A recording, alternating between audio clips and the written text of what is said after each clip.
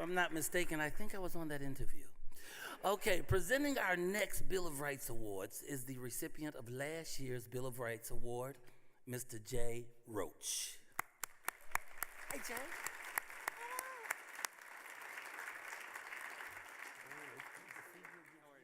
Good. Thank you. I'm a longtime believer in the ACLU, so I'm beyond honored to be here again to hand the Bill of Rights Award to my friend and filmmaking hero, Matt Weiner. My wife Susanna got to know Matt before I did, and I must admit I was a little jealous of how she reacted to him and his work. I want to read a letter she wrote to Matt early on. Bear with me, because she expresses very well what all of us feel about Matt and his work, almost too well. See if you can understand why it made me nervous. Dear Matt, writes my wife, I'm so glad I had a chance to say hello to you last week and to gush about Mad Men. It's a truly mind-blowing show. It takes all my buried, blurry memories from childhood and magically turns them into crisp Eastman Kodak color. I love what the characters say and all the space left in between them for what they don't say. Don Draper is the most complex and fascinating character I've ever encountered in television. The more he rebels, the more I love him. To me, he is so good when he is so bad. It's easy to empathize with his desire to feel alive, to seek beauty and meaning in a French film, in beat poetry, and a shiny red car. You have created the perfect anti-hero. Don is on a mission to save his soul, to find an antidote to the existential dreariness of ordinary life. He acts on impulses we all repress, which makes him and the show so captivating. Now, here in her lovely letter, my wife finally gets around to mentioning me, but it's not all that reassuring. She writes, I was desperate to share my discovery with Jay. He came home recently for only a weekend after months of grueling prep on his HBO movie. He arrived late on a Friday night like a soldier limping back from the war, and practically before I could kiss him hello, I said, you have to see this show. You have to, right this minute. So we stayed up until 1 a.m. watching the pilot episode, and of course his mind was completely blown. By the way, she's not exaggerating here. It wasn't practically before she kissed me hello, it was completely before she kissed me hello. I'd flown back to LA for only 36 hours. I was stressed out of my mind directing my first drama. I was working insane hours 3,000 miles from home, and this was going to be my conjugal visit with my wife. But when I walked in the door, Susanna said, baby, we're not having dinner, we're not having sex, we're staying up and we're going to watch this amazing new show called Mad Men. So I spent my one night at home in Matt Weiner's fantasy world with my wife, who I think, like many women, had fallen in love with Don Draper by then. Susanna finishes the letter like this, and I just have to say this letter, she even had me like, anyway, it was an amazing letter. I'm so grateful for Mad Men. For me, it's like the Beatles, Truffaut films, Picasso paintings, and all the art that has ever moved me and inspired me in my life. Congratulations on all the success of your genius show, your ever grateful Mad Men fan, Susanna. Now, if I hadn't already met Matt's amazing wife, Linda Brettler, and seen how devoted Matt was to her and his boys, I might have worried even more. After all, Don Draper was his creation.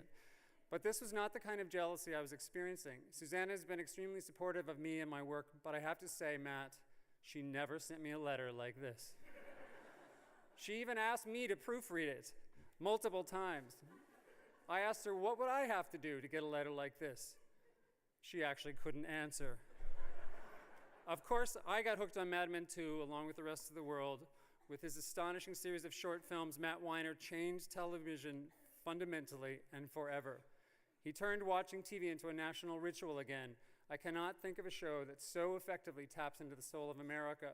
And in relation to civil rights, he has explored complex problems, as we just saw, that ran rampant in the 60s, like sexual harassment, racism, and censorship. Watching Mad Men is like getting graduate degrees in American history, philosophy, psychology, design, business, and comparative religion, all at the same time. You feel smarter and more sophisticated just by watching this great TV show. Matt Weiner's ability is to hone in on what matters, to hone in on what culture means to us, to our quality of life, to our freedoms and our country, to hone in on what battles are worth fighting. These virtues are what the ACLU has in common with tonight's recipient of the Bill of Rights Award winner, Matthew Weiner.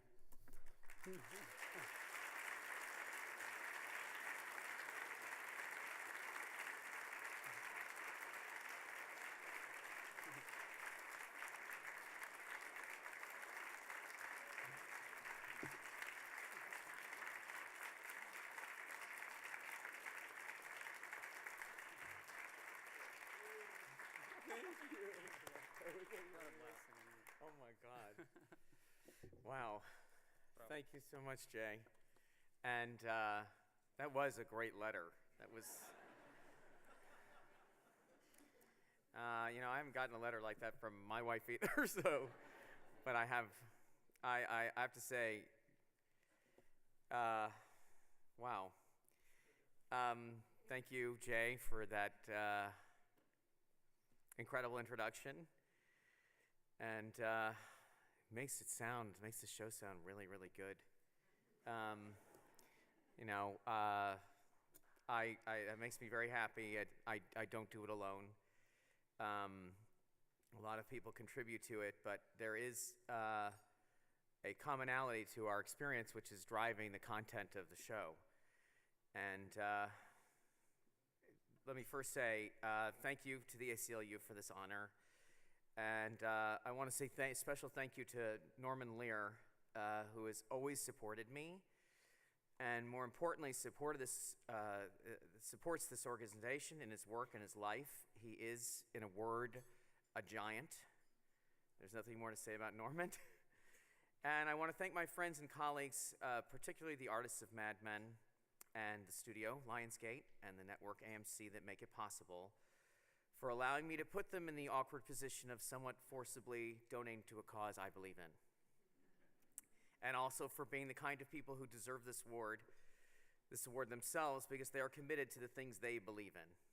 And I want to thank my family, Martin, Charlie, Arlo, Ellis, and especially Linda, for living together in love and cherishing the independence of mind that makes that love deeper than any other. Thank you for being so good to me and giving me such pride.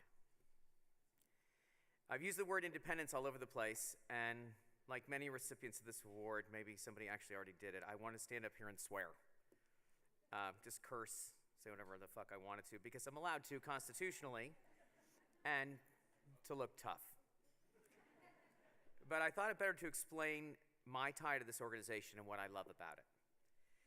In 1972, I was the 7-year-old proxy of Sergeant Shriver in our school election.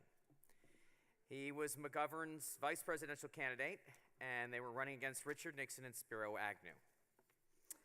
We had a mock debate, and we knew a lot about the issues for little kids. I was in 4th grade. And I was being cross-examined by Nixon, played brilliantly, by the way, by 6th grader David Saperstein. And he said, "You're a representative of extremist clubs, like the ACLU."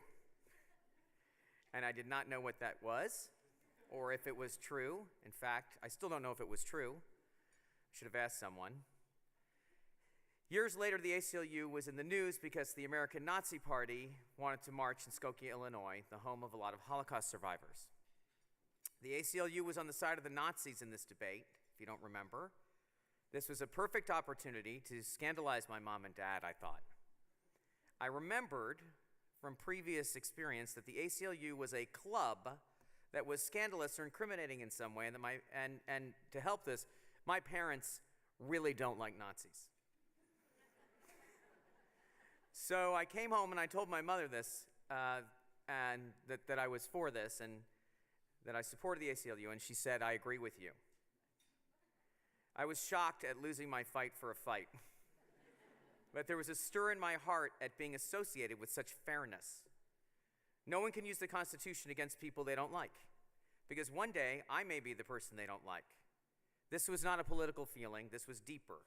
I realized that this debate and this organization was about thinking for yourself, and also some pure, I hate to say it, almost religious concept that the Constitution should be taken seriously. In fact, that it should be taken spiritually. I think about the people who wrote it, these men who described themselves as enlightened because they were philosophical students of the Enlightenment. This was the supreme rational expression of humanism. Man is the measure of all things, but he is an animal. He makes a contract to be in civilization which is constructed to repress his lower desires, because his mind and his reason can overrule his instincts.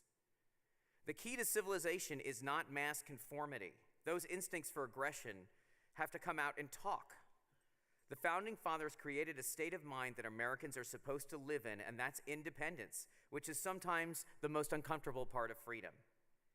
I realize they must have had a fantasy that everyone would be as brave as George Washington or as smart as Thomas Jefferson, or not a woman, or not a slave. They fixed that. And I feel very lucky to live under this Constitution and to write without fear and to allow my imagination to wander without the constraints of politics. Other writers around the world do not have that. And if we didn't have it, I don't know what I'd be doing. I'd probably be producing a talent show in a prison somewhere. I do believe that. Maybe those governments are right to fear their artists, because that freedom is subversive, it is revolutionary, and I'm grateful to the ACLU for fighting to keep it all these years. Thank you very much.